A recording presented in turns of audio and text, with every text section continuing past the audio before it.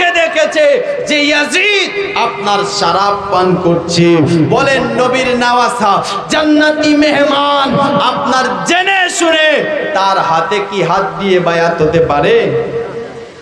তার হাতে হাত দিয়ে বায়াত হব না।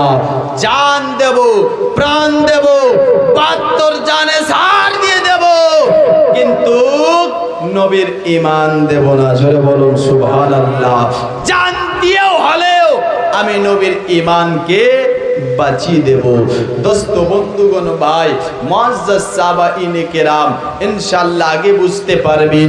আসুন তবে এই ইমামে হুসাইনের ব্যাপারে আমিরে মাওইয়া বলেছিলেন, বেটা তুমি এমন কিছু কাজ করবে না যেটা ইমামে হুসাইনকে ছেড়ে করছো, যেটা ইমামে হুসাইনকে ছেড়ে করবা। তবে বেটা একটুখানি শোনো, আমি তোমাকে আরেকটি